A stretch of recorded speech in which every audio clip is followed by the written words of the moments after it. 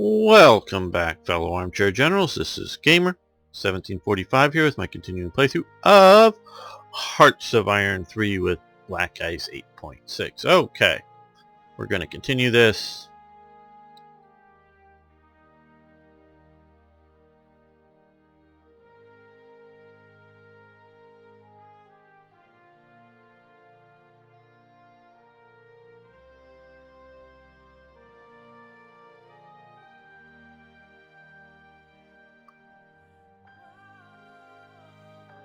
Don't worry, shortly more events will be popping up. I know this is a really exciting open to an episode. No longer receive the skill bound of rare materials.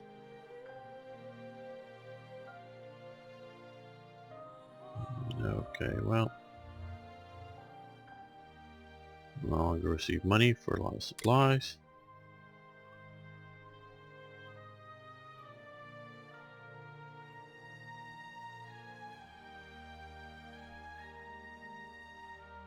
Now, hopefully somebody wants some supplies.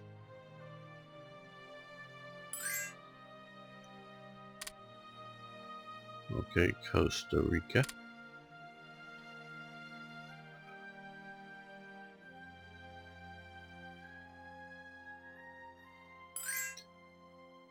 Economics was interesting during the time period. Yeah.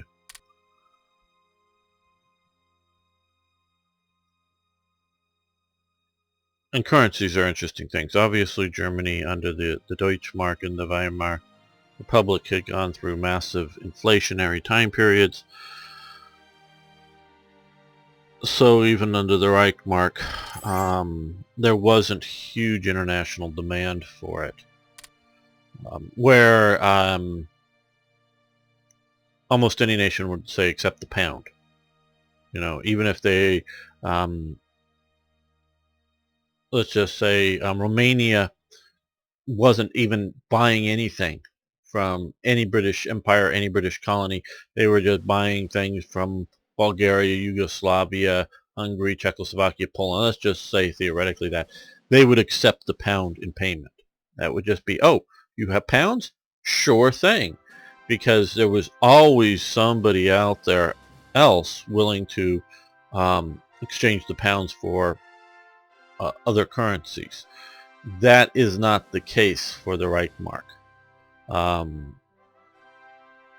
Many reasons for this. Obviously, part of it was the inflationary Weimar Republic. Part of it was growing political alliances and those elements of it. A lot of it was still dealing with the debt Germany had, and I think there's going to be an event coming up in, I think it's 39 about that.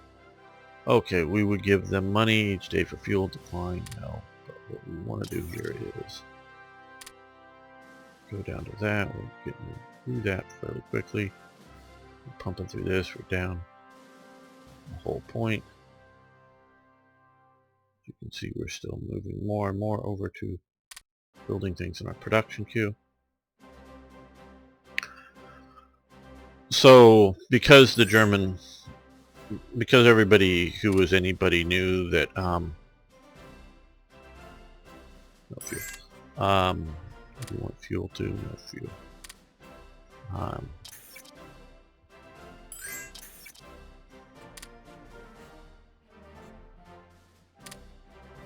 And then you get to, like, we are selling stuff to Latin America.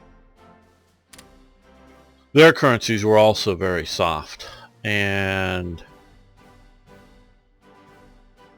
there was a lot of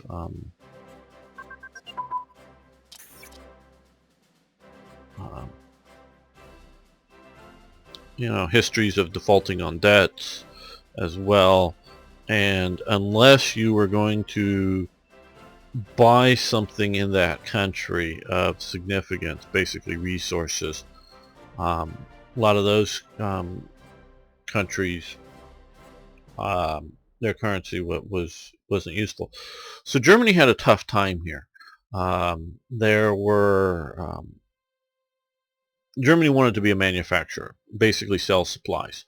Now, in reality of this time period in the civil society, shall we say, they wanted to sell toasters.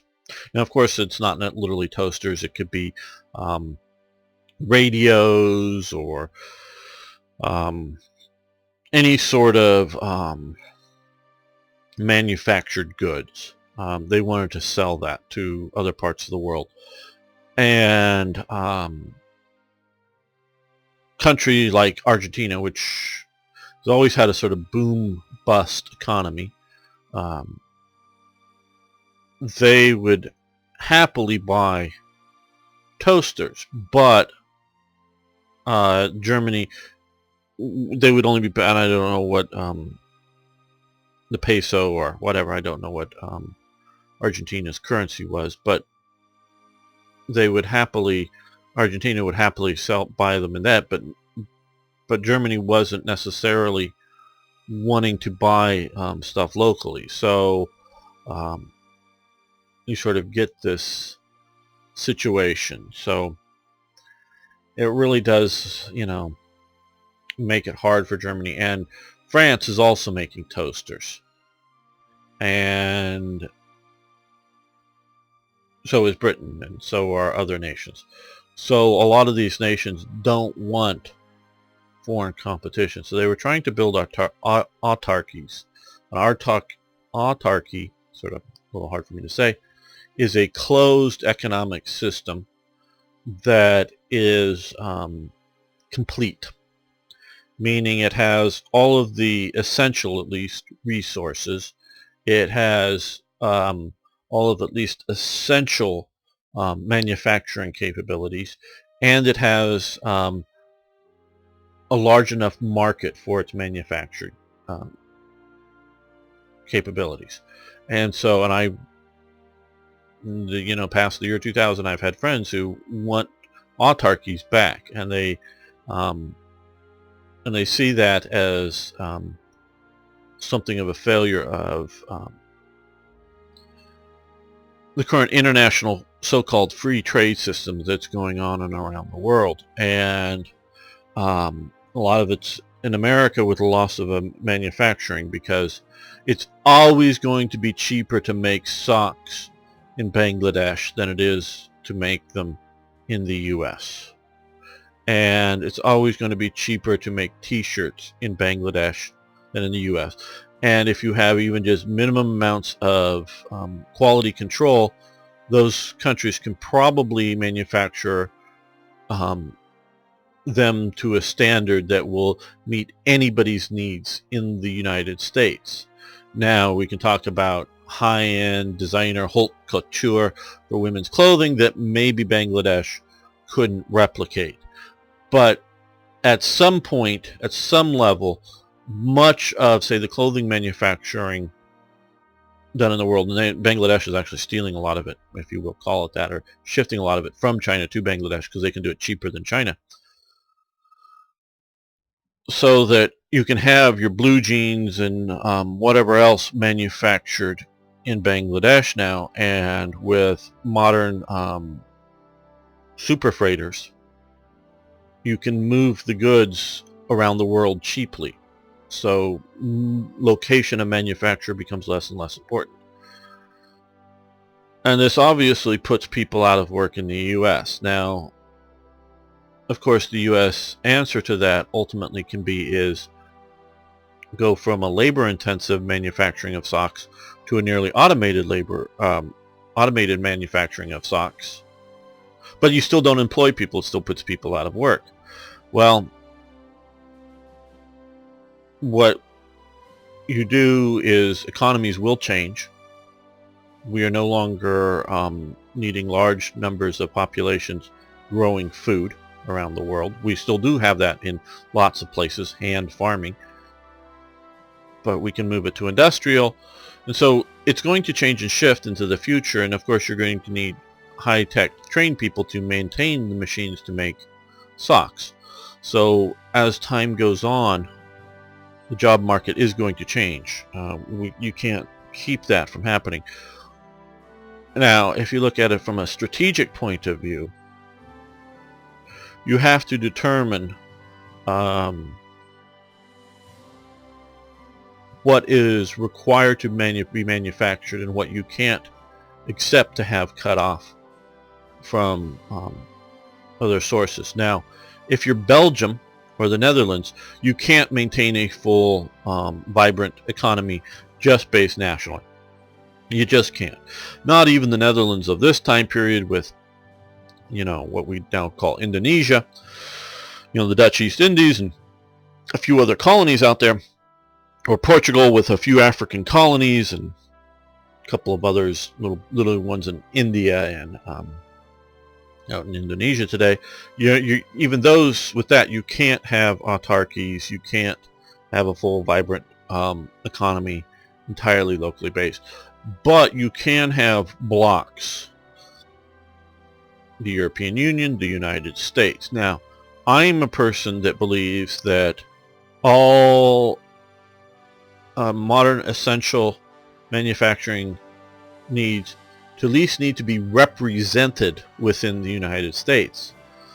I'm not worried about socks too much because let's just say, and this is not that I'm worried about Bangladesh. Well, you do have potentially the world getting upset at the U.S. believing the Paris Accords or some such thing, and the world putting on a blockade or a embargo onto the U.S. Okay, that could happen. But even if outside of something like that, you could have a war in which people like Bangladesh, if you have a war or conflict with China, they're worried about possible repercussions from China so that they don't want to do business, or simply international trade because of submarines and whatever just starts to go away. I think the U.S. could live for a while without importing new socks while we gear up our sock making industry. I'm more worried about, shall we say, because in the U.S. we produce all of our own weapon systems. We do not import weapons for the United States government. We may have Beretta manufacture pistols, but they become Beretta USA, and they set up the Beretta. I know they've gone on to other pistol systems, but they set up a manufacturing for the Beretta 92 when they went over to that pistol in the United States, so that the pistols were made in the United States. I do believe the still primary contractor for the M4 rifle is FN of Belgium, but all of those M4 rifles made by FN are made in a United States factory entirely. So that if for some reason Belgium got really upset with us, the company or whatever can't cut off U.S. rifles. It's just a fundamental element within the United States that all weapons are made here for our armed forces. We do not import. I'm sure you could find some components, and this is where I've sort of worried about it with a lot of the high-tech stuff. Monitors, computers, a lot of the components are made entirely outside of the United States.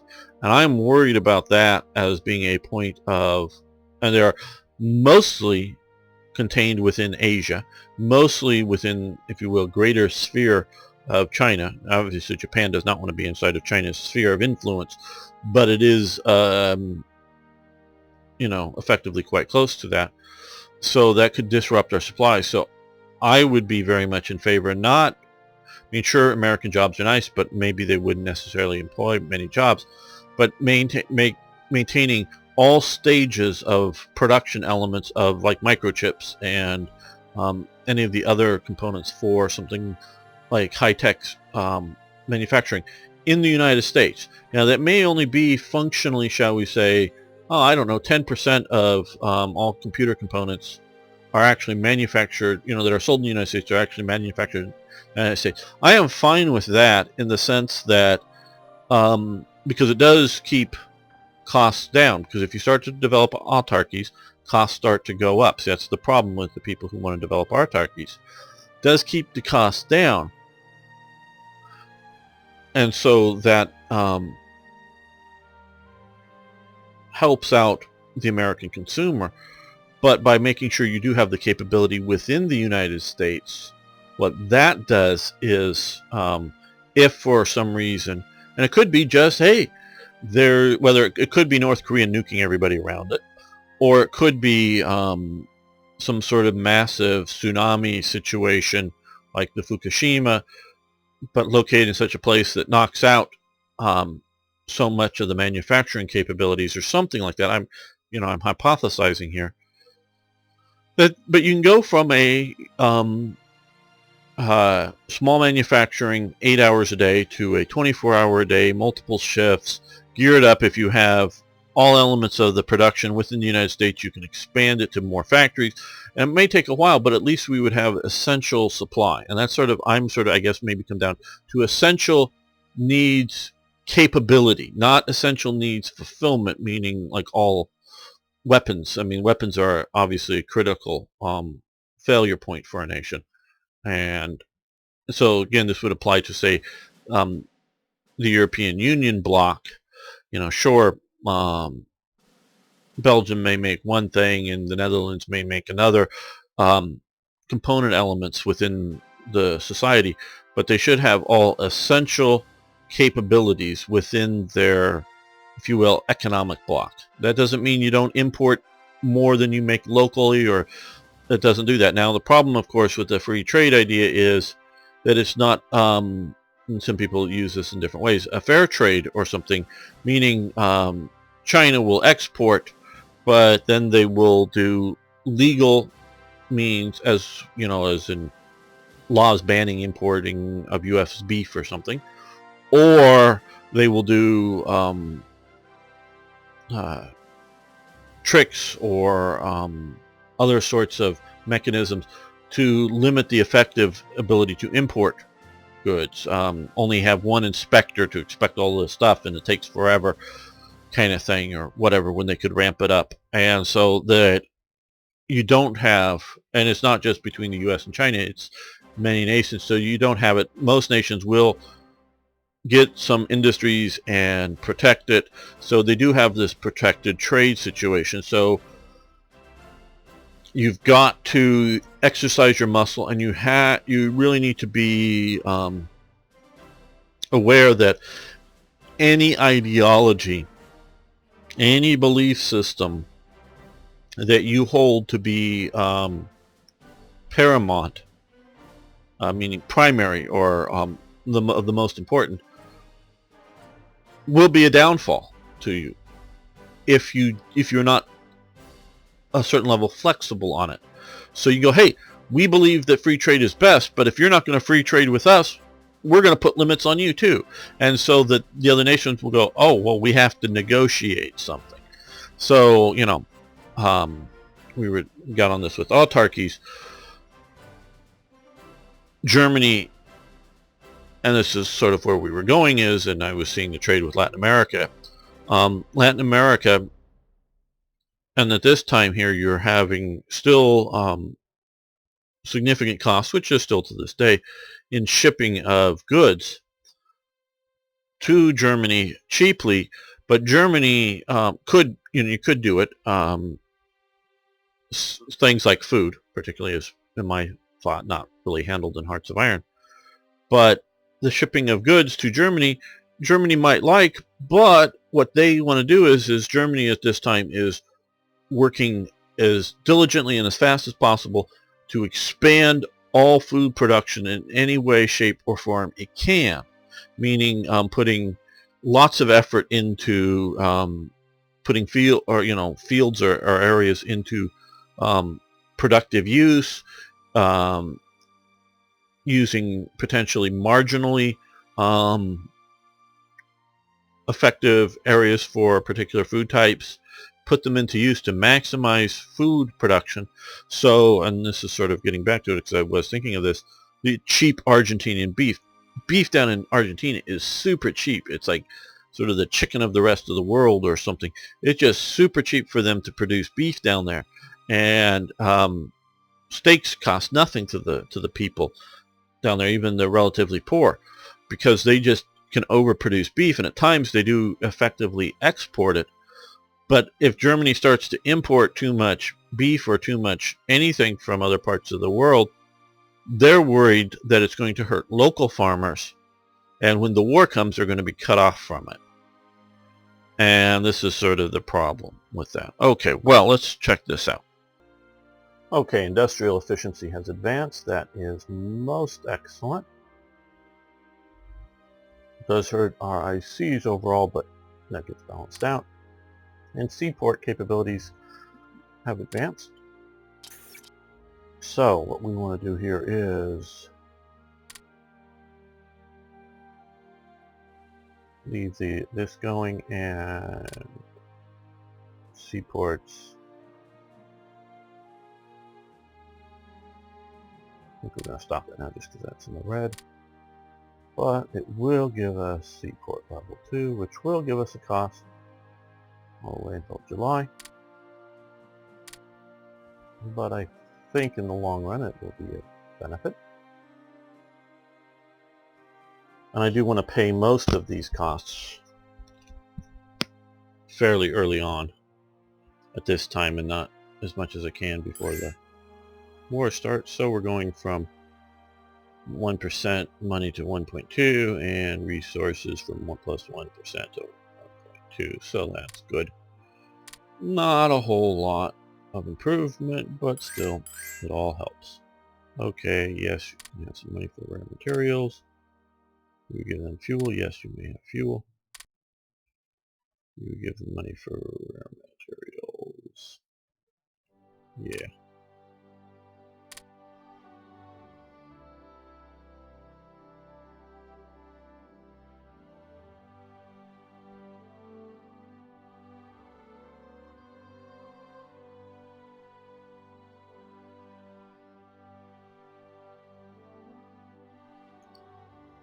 So I just find this fascinating. What was going on at this period of time. Obviously Germany is in the primary driving seat. We can go over and look here and change over to this view. You can see here at least the occupation zones, where Japan is controlling and giving territory over to Beijing. And this is a driving force for World War II, but not the driving force. Germany is the driving force. I mean, obviously the Soviet Union is pushing things as well. The Western powers are purely reactive elements. They weren't pushing for another world war. And so Germany is pushing for it as the main sort of instigator. But the conditions are being set for places like Hungary, places like Romania, Sweden, and even nations that don't get involved directly in the war, in these conditions. And the similarities of what's happening today. After World War II, we, in the world scope of things, quickly move into a sort of two-faction system, with some nations trying to be non-aligned or whatever, but the great bulk of the world is in one of two camps, and with battlegrounds in some of the weaker parts of the world. And so that, continues on until the collapse of the Soviet Union. And now we're having attempts to build out regions. I know we're a little bit in lecture mode here, but you have the some people are calling it trying to rebuild the Persian Empire, just because that's sort of the name they want to think about it as, but it's sort of the attempt to rebuild a Shiite empire by Iran, sort of this northern crescent here that they're trying to do, which includes a lot of Iraq, or all of Iraq, is that they're trying to put together. They're also trying to, of course, get a lot of territory down here. So you have this, and then this sort of had been sort of the under this two-party system for a long time. Obviously, Iran sort of went its sort of third-party way on all this, but you had, Syria and Iraq as part of the Soviet sphere, and you had like Jordan and Saudi Arabia as part of the Western sphere of the Cold War bloc, but now you're now um, forming up a counter bloc in the Arab states against Iran.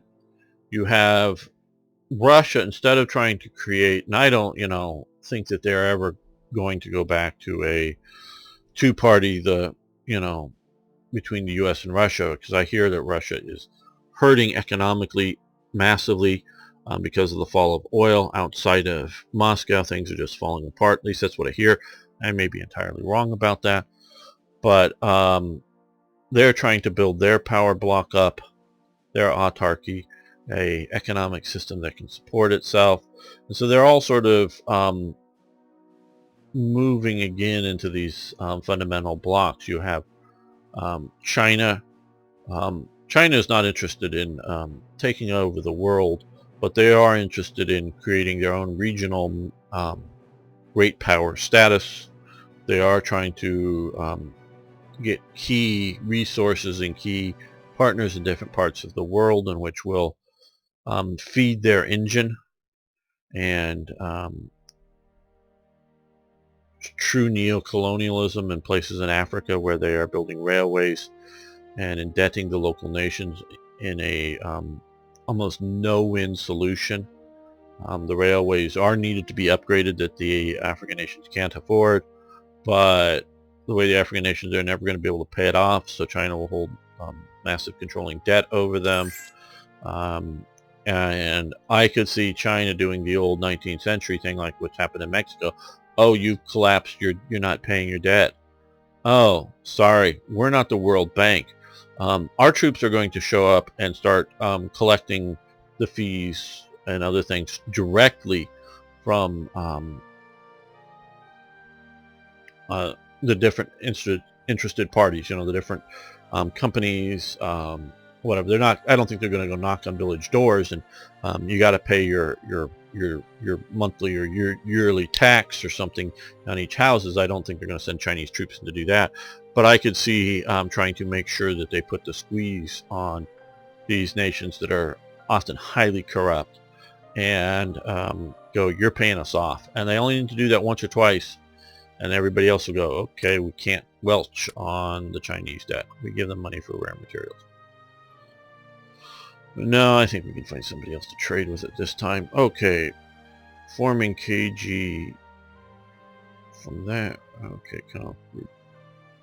So we are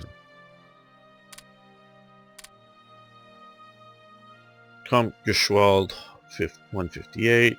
So we remove those. And or not, yeah, we'll go for the upgrade.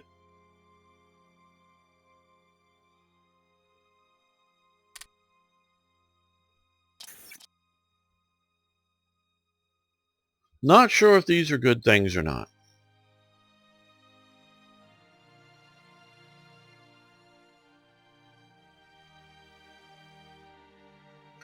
I'm really sitting here going, I don't know. And I don't know how much the modders actually watch this channel currently. Because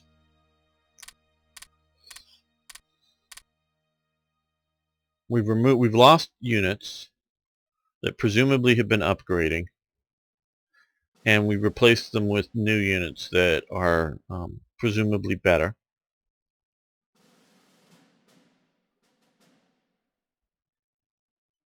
And I don't know if we've seen a net positive. Now I'm maybe thinking that some of these may be stuff that's I could have checked a little better. Maybe still in the maybe still haven't been deployed. I don't know. So think about that when you're playing. And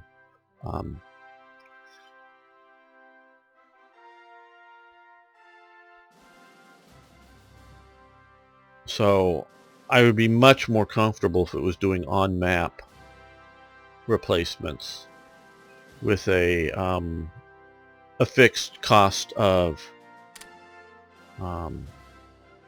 resources. It would be much more accepting of that. Let's go down to this.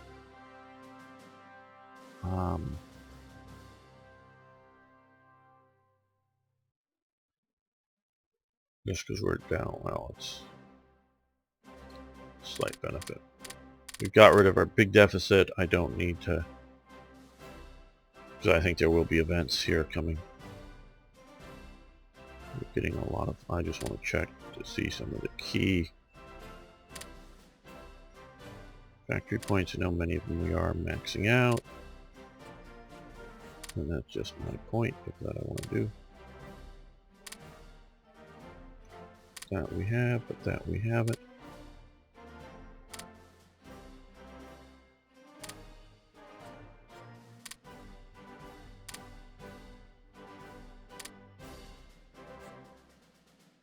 And yes, I do check in between episodes and try to catch. This is why a lot of them still have things producing. Berlin, I know we're maxed out in. Yes, I'm sure I'm checking some places more than once. Okay, so move these to the top. Now we're down to almost 4 ICs to make an IC. That being said, let's make a few more.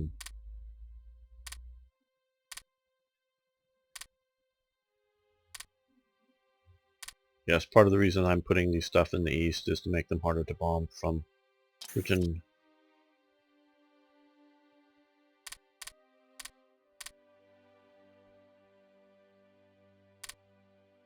Not that I haven't put any into the west, but a lot of what I put into the west is focused on places that have heavy industry. Okay, you can now recreate the destroyed. I'm going to go, because we haven't had any destroyed, it's still no need. It's probably sitting up in this production queue up there. Or in this production queue. We have some of these flotillas here. We'll wait till we get a few more out. Okay, this is all part of Germany getting in.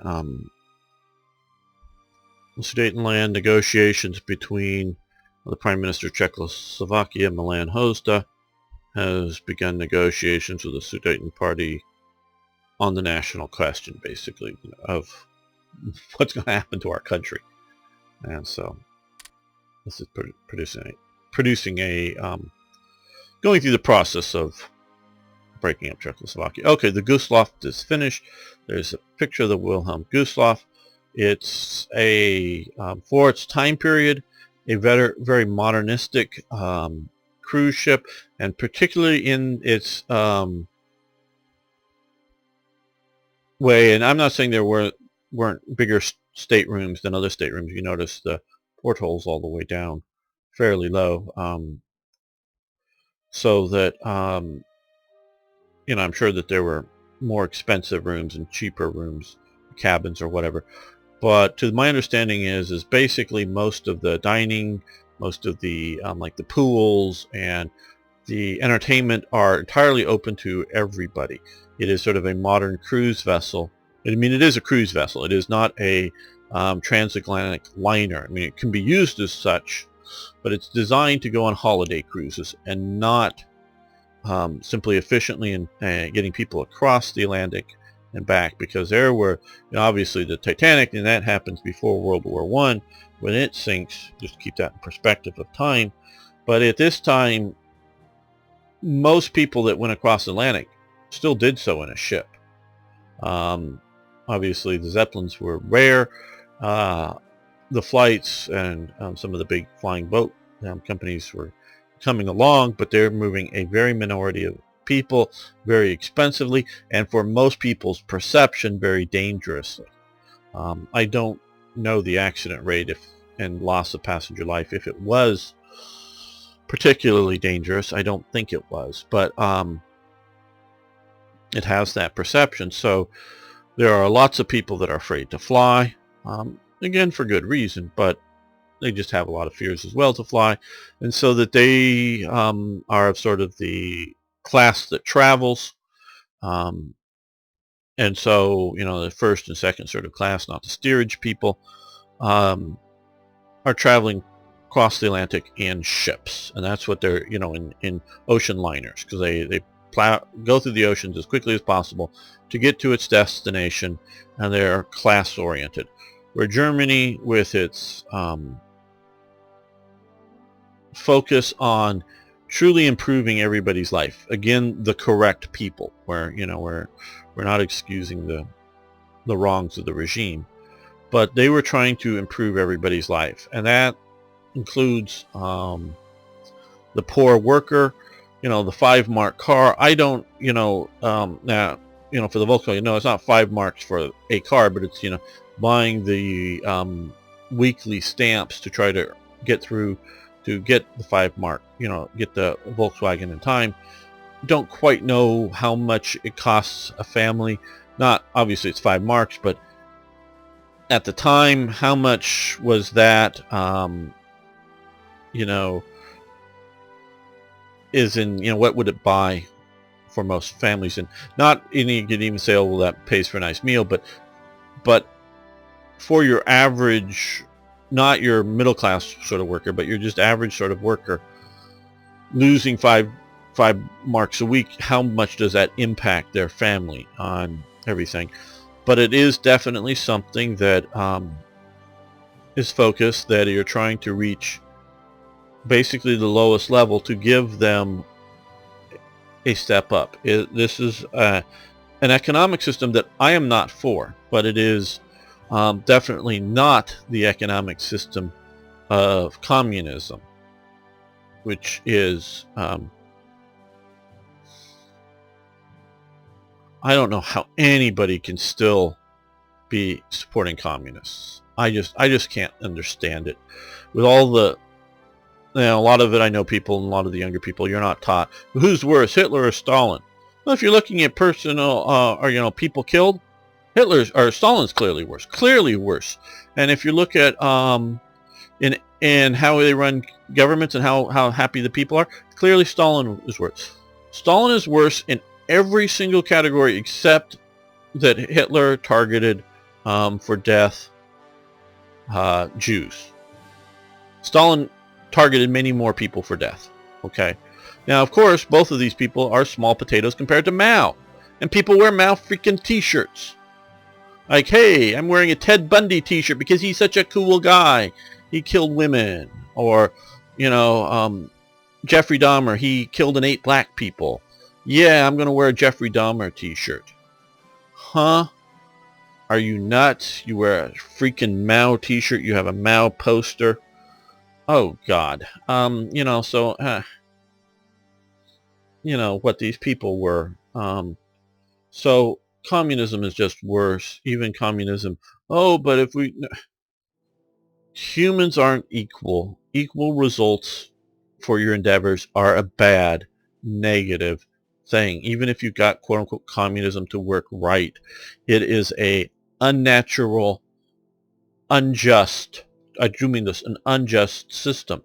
Justice is not equality in outcome. Justice is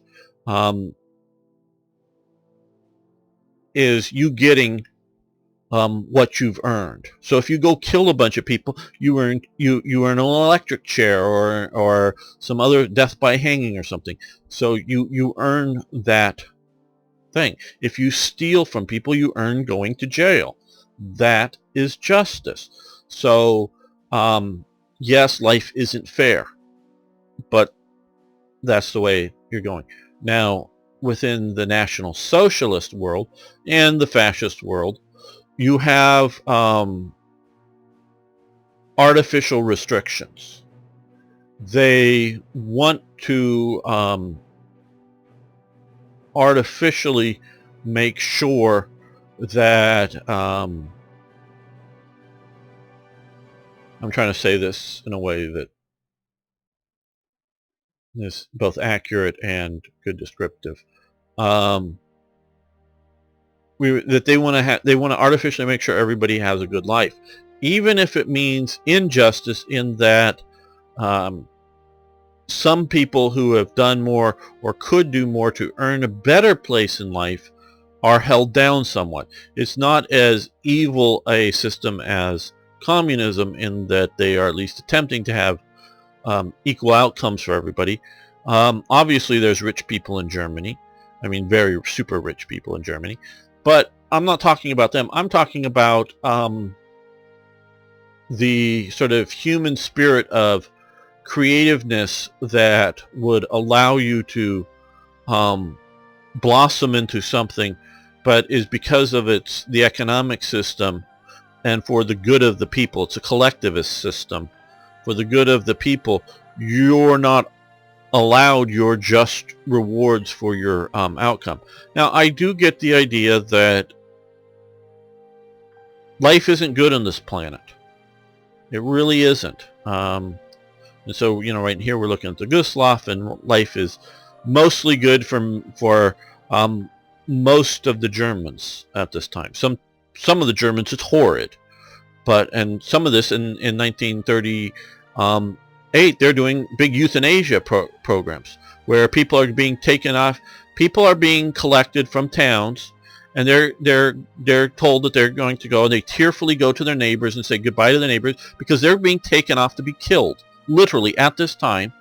You can read the book Hitler's Compromises, where Germans that are useless eaters are being taken away to be killed in euthanasia centers. These aren't people that are close to death. These aren't people that are in comas that have no hopes of ever revising or something like that. These are people that have the inability to work. They have an inability to I guess function in society in the sense that, I don't know, maybe they're paralyzed below the waist or something, or they have other sorts of things that they're not really able to support themselves, but they are still able to interact with society, and they're tearfully going to their neighbors, and their neighbors are crying because everybody knows that they're being taken off and to be killed. This is what's happening in Germany at this time for the benefit of the collective good. Okay, so you can look up the euthanasias going on in Germany at this time. So that, again, for most of the people, it was mostly good. But for some of the people, and it's not, just Jews, because these weren't Jews. This isn't, just communists, or this isn't, just homosexuals or something, or whatever. These are otherwise good people that are just need help in society. They're euthanizing them. And these are, I want to say, about 38,000 people went through this or more in this roughly 37 to 39 time period. So we're almost talking 40-some thousand people. And it was finally the complaints from the church and other organizations that got most of it stopped, though some of the apologists going on at the time, we'd reached our target numbers. That's the real reason why we stopped. This is undocumented. The people who were performing and responsible for it. We had reduced the population by our targeted numbers. That's why we stopped, not because of the pressure. This is the horrid elements of what's going on in Germany now. But for most of the people, it's mostly good. You can look at other parts of the world, Africa, lots of Asia. It isn't mostly good. Okay, so for most of the people on this planet, life isn't good. And I understand that. And I know, I think the left cynically uses, because they know it's bad and they know they aren't going to help, but they cynically use, you've got to feel guilty for people starving in Ethiopia. So we have it too good in Europe and America and Japan. We must do social justice for the people in Ethiopia. Now, these, of course, are the same people, the very same people that when we were trying to help the Ethiopian people out, or let's change it to the Somali people out. We were trying to help the Somali people out. They go, stop colonialism, stop colonialism. Well, part of, not so much the Italian colonialism as much, but part of the whole colonial ethic at its core. You look at Cecil Rhodes, which is being slandered in Britain right now. the core of Cecil Rhodes' belief was that, sure, we're having to kill a lot of Africans because they're opposing us. They got weapons and they're shooting at us or throwing spears at us. So yes, we got to kill them. But in the long run, we're going to bring the benefits of Western civilization to them in time. We are going to turn them from, as he saw them, from savages into good civilized human beings. And yes, it was going to take generations, but this is what he thought he was doing good in the world ultimately by promoting colonialism. So the anti-colonialists, the people that want to rip down, want to talk about the problems of colonialism in all of its forms, are the same people that want us to feel guilty for people starving in bloody Somalia. The reason people are starving in Somalia is because the local people don't govern themselves well, okay? When there was earlier, before the current problems in Somalia, the big Live Aid stuff that was going on there was because aid shipments were being hijacked by various warlords. It was because nobody was building roads and no one was maintaining railroads. No one was building infrastructure because the local politicians were too corrupt. Oh, you want to build a road? Well, you got to bribe me and 500 other people to just be able to build the damn road. And so you couldn't get anything done. It was so it's their own bloody fault that they're living in it. And you go, well, but the starving child. Well, yeah, but they have parents and they have a society that doesn't either want to or know the benefits of moving into the modern world. And yes, there will be costs to that, but they won't do that. So I am not feeling guilty over people starving in Somalia, and I'm living well in the U.S., and somehow I must, by force of law. Now, maybe out of moral consequence, I want to donate to a charity. That's fine. A donation is a voluntary thing.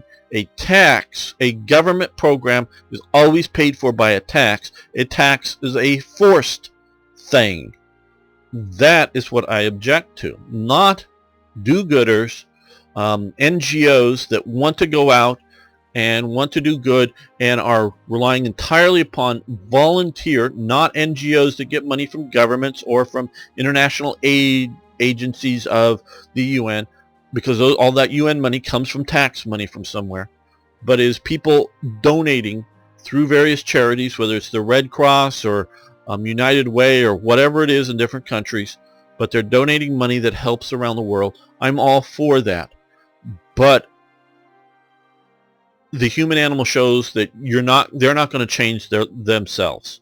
Somalia will never freaking be anything but a freaking basket case. I don't care until we're flying through the damn stars and spaceships and going everywhere else in, Star Trek world. Somalia will still look exactly like this unless somebody conquers it and enforces modernization on them.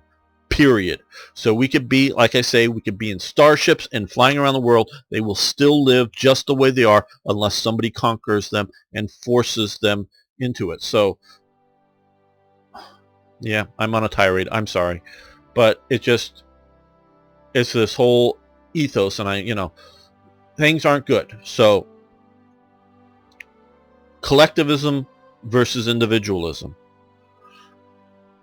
Allowing evil to exist without fighting it. Now, we fought the Cold War, and I thought that was great. We fought it, and we didn't blow the world up. That's why I'm very much happy that we did not put tanks, U.S. or NATO or whatever, put tanks into Moscow, or try to, because we had nuclear weapons and we didn't want to blow the world up. But we still fought. We still resisted the evil of the Soviet Union. Well, there's the evil of, whether you want to call them warlords or whether you want to call them presidents for life or whatever you want to call them in other parts of the world. They may not be as evil as Stalin, but they are not good for society.